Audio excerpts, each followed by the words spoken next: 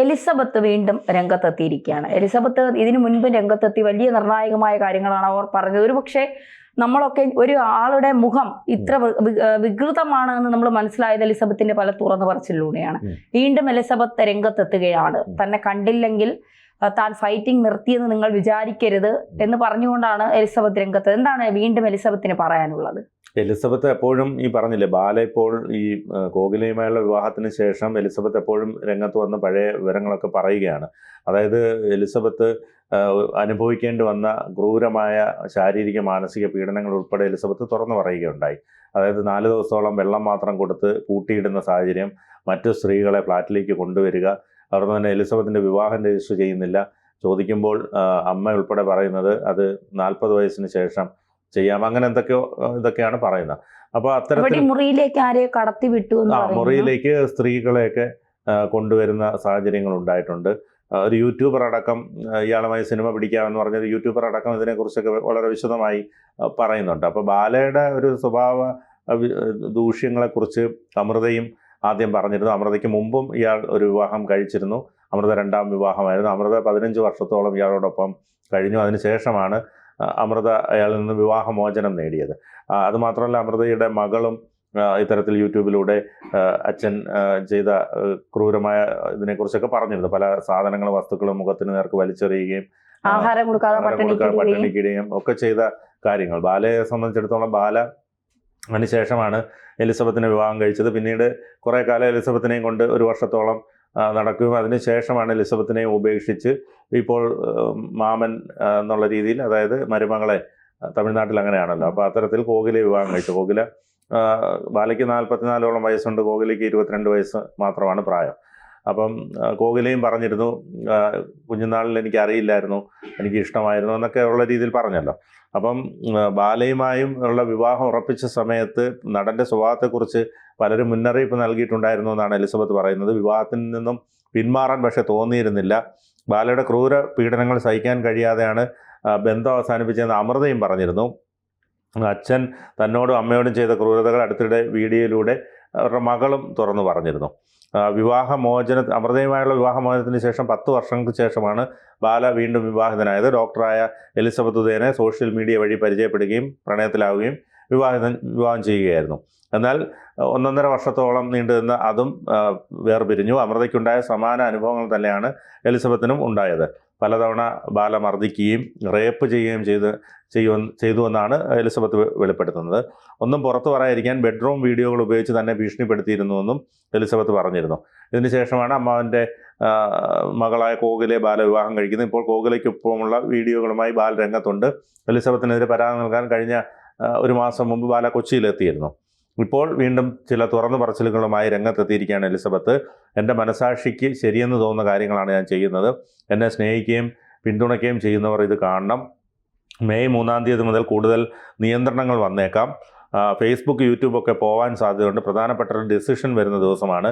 അന്നു മുതൽ എന്നെ കാണാതിരുന്നാൽ ഞാൻ ഫൈറ്റിംഗ് നിർത്തിയെന്നോ ഒളിച്ചോടിയെന്നോ കരുതരുത്. ഇപ്പോൾ ഞാൻ ഗുജറാത്തിലാണുള്ളത്. ഇതുമായി ബന്ധപ്പെട്ട് ഓഫീസേഴ്സ് എന്നെ വിളിച്ചിരുന്നു. നേരിട്ട് വരാനാണെങ്കിൽ സമയം വേണമെന്ന് പറഞ്ഞിരുന്നു. അത് സീനിയേഴ്സിനോട് ചോദിച്ചിട്ട് അറിയിക്കാമെന്നായിരുന്നു പറഞ്ഞത്. പിന്നെ അവർ വിളിച്ചില്ല. അതിലെനിക്ക് കുറച്ച് സംശയങ്ങൾ തോന്നുന്നുണ്ട്. എനിക്കും വീട്ടുകാർക്കുമൊക്കെ കുറേ കോളുകൾ വരുന്നുണ്ട്. കേസിനൊന്നും പോകരുത്, എന്തിനാണ് വെറുതെ ഇതിന് പിന്നാലെ നടന്ന സമയം കളയണോ എന്ന് ചോദിക്കുന്നുണ്ട്. എൻ്റെ വീട്ടിലേക്കും ചിലരൊക്കെ വന്ന് എന്നെ അന്വേഷിച്ചിരുന്നു. അന്ന് വീട്ടിൽ CCTV ഉണ്ടായിരുന്നില്ല. എന്താണ് സംഭവം എന്ന് ചോദിച്ചപ്പോൾ അവരൊന്നും പറഞ്ഞുമില്ല. നമ്മളൊക്കെ ഇവിടെയുണ്ട് എന്ന് കാണിക്കാനാണോ വേറെ എന്തെങ്കിലും തരത്തിലുള്ള ഭീഷണിയാണോ എന്നും അറിയില്ല. എന്നെ സപ്പോർട്ട് ചെയ്യുന്നവരുടെ മെസ്സേജുകളൊക്കെ കാണുന്നുണ്ട്. നെഗറ്റീവ് പറയുന്നവർക്ക് മറുപടി കൊടുക്കാൻ ഉദ്ദേശിക്കുന്നില്ല. വീഡിയോകൾ ചെയ്യുന്നത് കാരണം ഇനി എനിക്കെതിരെ കേസ് വരുമോ എന്നറിയില്ല. ജനഗണമനയിലെ ഡയലോഗാണ് ഇപ്പോൾ മനസ്സിലേക്ക് വരുന്നത്. എനിക്ക് ഇങ്ങനെ ഒരു വീഡിയോ ചെയ്യേണ്ടി വരുമെന്ന് ഒരിക്കലും കരുതിയതല്ല. അതോടൊപ്പം തന്നെ ഈ എലിസബത്തിന് മാനസിക പ്രശ്നങ്ങളുണ്ടെന്നൊക്കെ ബാല ആരോപിച്ചിരുന്നു. മരുന്ന് കഴിക്കുന്ന ആളാണെന്ന് പറഞ്ഞിരുന്നു. പക്ഷേ എലിസബത്ത് പറയുന്നത് പനിക്കോ അങ്ങനെയൊക്കെയുള്ള മരുന്നുകളല്ലാതെ ഞാൻ ഇതേവരെ ഒരു മരുന്നും കഴിച്ചിട്ടില്ലെന്നാണ് എലിസബത്ത് പറയുന്നത്. എനിക്ക് മാനസിക പ്രശ്നങ്ങളുണ്ടെന്നും എന്നെ വീട്ടുകാർ ശ്രദ്ധിക്കുന്നില്ലെന്നും ഒക്കെ പറയുന്നത് കേട്ടിരുന്നു. എന്നെ ഉപദ്രവിച്ചതിനെ കുറിച്ചൊക്കെ ഞാൻ പറഞ്ഞിരുന്നു. ആൾ പറഞ്ഞിട്ടായിരുന്നു അന്ന് പോയത്. ഇന്ന് ഇതൊക്കെ പറഞ്ഞത് ആളെ അറിയിക്കരുതെന്നും പറയുന്നുണ്ട്. എനിക്ക് അത്രയും ഇഷ്ടമായിരുന്നു ആ ആളിനെ. ആ ജീവിതം തന്നെ തുടരാനായിരുന്നു ആഗ്രഹിച്ചത്. അവളോട് ട്രീറ്റ്മെൻറ്റ് എടുക്കാൻ പറഞ്ഞപ്പോൾ എൻ്റെ കുറ്റം പറയുന്നു എന്ന് ചോദിച്ചായിരുന്നു വധഭീഷണി വന്നത്. മമ്മിയുടെ ഫോണിലേക്കായിരുന്നു ഇത് വന്നത്.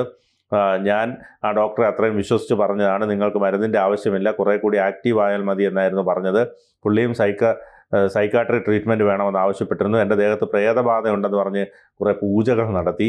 ഞങ്ങൾ ക്രിസ്ത്യാനിയാണെങ്കിലും വീട്ടിൽ പൂജ നടത്തണമെന്ന് വാശി പിടിച്ചിരുന്നു. അങ്ങനെ കുറേ സംഭവങ്ങൾ ഉണ്ടായിട്ടുണ്ട്. അപ്പോൾ എലിസബത്ത് നടത്തിയ ചില വെളിപ്പെടുത്തലിന് പിന്നാലെ ബാലയ്ക്കെതിരെ കടുത്ത വിമർശനം ഉയർന്നിരുന്നു. തൻ്റെ യൂട്യൂബ് ചാനലിലൂടെയാണ് ബാലയിൽ നിന്നും താൻ നേരിടേണ്ടി വന്ന ക്രൂരതകൾ എന്തൊക്കെയാണെന്ന് എലിസബത്ത് തുറന്നു പറഞ്ഞത്. ഒടുവിൽ ഗത്യന്തരമില്ലാതെ ബാലയുടെ വീട്ടിൽ നിന്ന് ഓടുകയായിരുന്നു. താൻ കൂടെ ഉള്ളപ്പോൾ തന്നെ നിരവധി സ്ത്രീകളുമായി ബാല ബന്ധം പുലർത്തിയിരുന്നുവെന്ന് എലിസബത്ത് ആരോപിച്ചിരുന്നു. അമേരിക്കയിൽ നിന്നും ഒരു പെൺകുട്ടി ബാലയെ തേടി വന്നുവെന്നും ആ പെൺകുട്ടി അടക്കമുള്ളവരെ വിവാഹ വാഗ്ദാനം നൽകി ബാല വഞ്ചിച്ചുവെന്നാണ് എലിസബത്ത് ആരോപിക്കുന്നത്. അതേസമയം എലിസബത്തിൻ്റെ വിവാദ വീഡിയോകൾക്ക് പിന്നാലെ അവർക്കെതിരെ ബാല നിയമ നടപടി സ്വീകരിച്ചിരുന്നു. തനിക്കെതിരെ അനാവശ്യ ആരോപണങ്ങളാണ് എലിസബത്ത് ഉന്നയിക്കുന്നതെന്നും അവർ അടിയന്തര മാനസികാരോഗ്യത്തിന് ചികിത്സ തേടണമെന്നുമാണ് ബാല പറഞ്ഞത്. എലിസബത്തിനെ ചിലർ ആയുധമാക്കുകയാണെന്നും ആരോപണത്തിന് പിന്നിൽ മറ്റു ചിലർ കൂടി ഉണ്ടെന്നും ബാല ആരോപിച്ചിരുന്നു. എന്നെ ആരും സപ്പോർട്ട് ചെയ്യണമെന്ന് ഞാൻ പറയുന്നില്ല. ഞാൻ അനുഭവിച്ചത് ഇനി വേറെ ആരും അനുഭവിക്കരുത്. ആദ്യം തന്നെ കേസുമായി പോയെങ്കിൽ എനിക്കിതൊന്നും പറയാൻ പറ്റിയില്ലെന്ന് വരില്ല. ഇപ്പോഴും ഒരുപാട് ആളുകൾ അയാളെ സപ്പോർട്ട് ചെയ്ത് പോകുന്നുണ്ട്. ഇത്രയൊക്കെ വിളിച്ച് പറഞ്ഞിട്ട് സപ്പോർട്ട് ചെയ്യുന്നില്ലേ? ഞാനൊരു 4-5 ദിവസം വീഡിയോ ഇടാൻ വൈകിയപ്പോൾ എൻ്റെ വിശ്വാസ്യത വരെ ചോദ്യം ചെയ്തവരുണ്ട്. എന്നെ സംശയമുള്ള ആരും എന്നെ പിന്തുണയ്ക്കേണ്ട. ഞാൻ എൻ്റെ കാര്യം നോക്കി മുന്നോട്ട് പോവുകയാണ്. എനിക്ക് ഡിപ്രഷനുണ്ട്, അതിന് മരുന്ന് കഴിക്കുന്നുണ്ട്, ചെറിയ വിഷമങ്ങളൊക്കെ ഉണ്ട്, അല്ലാതെ വേറെ വലിയ പ്രശ്നങ്ങളൊന്നുമില്ല.